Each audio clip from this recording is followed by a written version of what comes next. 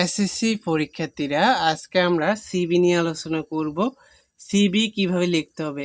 একটা সিবি শিখলে তুমি যে কোনো সিবি লিখতে পারবা, এসএসসি এবং এইচএসসি উভয় পরীক্ষায়। হ্যাঁ, তো তোমাদের আগামীকালকে পরীক্ষা, ইংলিশ সেকেন্ড পেপার। তো আজকে আমরা সিবি লেখার নিয়ম নিয়ে আলোচনা করব। যে কোনো সিবি তোমার কমন না আসলে লিখতে পারবা। তো দেখো, প্রথমে তারিখটা লিখে নিবা, যেদিন পরীক্ষা ওই তারিখটা লিখবা। তারপরে দ্য ম্যানেজার, এখানে আমরা প্রাইম ব্যাংক দিয়েছি, তোমরা যে কোনো একটা ব্যাংক দিবা। তারপরে 30B স্টেশন রোড, ঢাকা, তোমরা একটা ঠিকানা দিয়ে দিবা।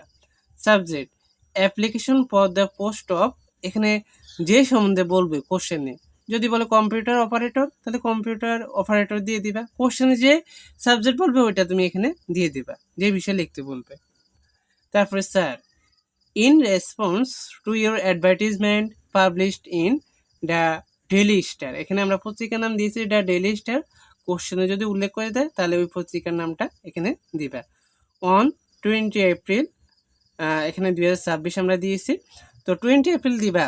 তোমরা ধরো পরীক্ষা যদি 28 তারিখ হয়, তোমরা 20 এপ্রিলে দিবা, কারণ এখানে ধরো 25 তারিখে লিখতেছ, 28 তারিখে লিখতেছ, তোমরা আবার 28-এর পরে দিবা না, 28-এ আগে দিতে হবে তারিখটা, কারণ পত্রিকা তো আগে প্রকাশিত হবে, তারপরে না তোমরা আবেদন করবা। ফর দ্য পোস্ট অফ, এখানে ডট ডট দিয়েছি যেখানে, এখানে কোশ্চেন হবে, মানে কোশ্চেন যেই সাবজেক্ট বলবো ওইটা লিখবা। যদি কম্পিউটার অপারেটর হয় তাহলে এই কম্পিউটার অপারেটর লিখে দিবা। In your company, I would like to offer myself as a candidate for the same. তারপরে my CV has been attached herewith for your kind consideration. তো প্রথম প্যারা শেষ, শুধু এখানে সাবজেক্ট যেটা বলবে ওইটা লিখবা। হ্যাঁ, কোশ্চেন যেটা বলবে। তারপরে দেখো, আই প্রে অ্যান্ড হোপ, একটু ফাঁক দিয়ে লিখবা, অন্য প্যারা শুরু করবা। You would be kind enough to appoint me to the post and oblige me thereby. তারপরে ইউজ পেটফুলি, তোমার নামটা লিখে দিবা। শেষ। এটা হচ্ছে আমাদের কভার লেটার শেষ হয়েছে, এখনো সিবি কারিকুলাম বিটা বাকি আছে।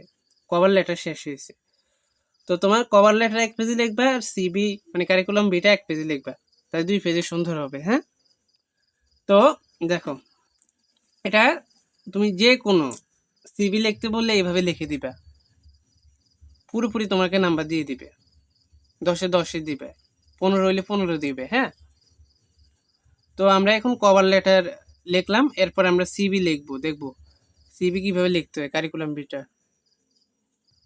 দেখো, কারিকুলাম বিটা লিখে নিবে এখানে। তারপর নেম, তোমার নাম লিখবা, ফাদার্স নেম তোমার বাবার নাম, মাদার্স নেম তোমার মায়ের নাম লিখে নিবা। পার্মানেন্ট অ্যাড্রেস, এখানে অ্যাড্রেস লিখে নিবা। প্রেজেন্ট অ্যাড্রেসও লিখে নিবা। ডেট অফ বার্থ এখানে আমরা উল্লেখ করে দিয়েছি, কারণ তোমার ডেট অফ বার্থ দেওয়া যাবে না এখানে, না হয় তোমার এডুকেশনাল কোয়ালিফিকেশন দেওয়া যাবে না। হ্যাঁ, তুমি এখানে দিতে পারো 1995 দিয়ে দিবা, বা 1997, 1998 এভাবে দিবা। ন্যাশনালিটি দিবা বাংলাদেশি, এখানে আমি দিলাম না, তুমি এগুলা লিখতে হবে নিজে। রিলিজিয়ন ইসলাম দিবা, ইসলাম হলে। আর মেরিটাল স্ট্যাটাস আনমেরিড হলে আনমেরিড দিবা। মোবাইল নাম্বার দিয়ে দিবা, এগুলো তোমরাই পারবা, তাই এগুলা দিলাম না। এগুলো শিখেছি তোমাদের কিভাবে লিখতে হয়। তারপরে এডুকেশনাল কোয়ালিফিকেশন। হ্যাঁ, তো তোমার এখানে প্রথমে এক্সামিনেশন ইয়ার, রেজাল্ট, বোর্ড বা ইউনিভার্সিটি দুইটাই লাগবে, এভাবে তোমাদের দিতে হবে পরীক্ষায়। তো এসএসসি, এইচএসসি, বিবিএ দিলাম আমরা। তো এসএসসি দেখো 2010 দিয়েছি। হ্যাঁ, এসএসসি হচ্ছে 2 বছর পর শেষ করতে হয়, তাই 10-এর পরে 2 হচ্ছে 12 বছর, আর বিবি হচ্ছে 4 বছর, তাহলে 12 হচ্ছে 16, এভাবে দিতে হবে তোমাদের।